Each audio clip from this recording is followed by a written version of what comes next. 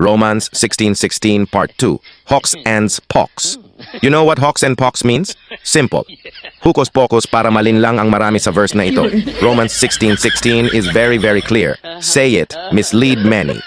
In Romans 16:16, Paul writes, "Greet one another with a holy kiss. All the churches of Christ greet you." Here, Paul is addressing the Christian believers in Rome, the early Roman church. The letter to the Romans was written to a mixed group of Jewish and Gentile Christians living in Rome, many of whom Paul had not met personally. He sends greetings to them collectively and also mentions specific individuals earlier in chapter 16. So, in short, Romans 16:16 is directed to all the members of the Christian churches in Rome. It's a general greeting emphasizing unity and mutual love among believers. Connection beyond Rome.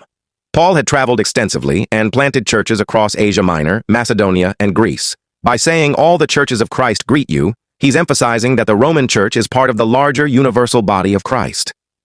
It's like he's showing that their fellowship isn't isolated. They are connected to the whole Christian network. Unity and mutual support. Paul's letters often stress unity. See 1 Corinthians 12:12-27.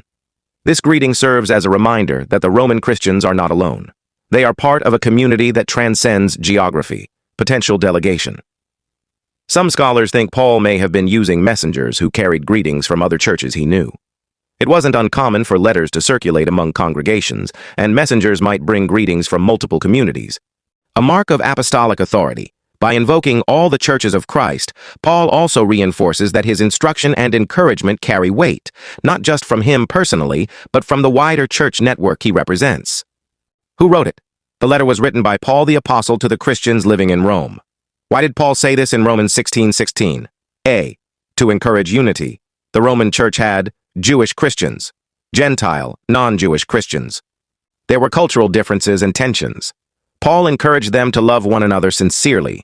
The holy kiss was a common greeting in the early church, a sign of peace, unity, and brotherly love, not romantic, but spiritual fellowship.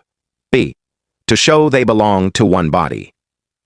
When Paul says, "Not early been discovered," the St. Paul exclusively wrote an epistle to Rome that way, the suddenly we hear that it was claimed by a Pinoy sound ridiculous. It should first be claimed by Christian in Rome, bit they remains behaving.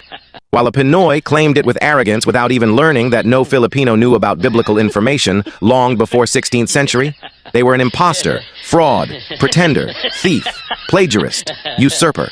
See that? Even today, Rome did not even bother to, whom St. Paul wrote that letter to them, then, all of a sudden, grabbed by a Pinoy.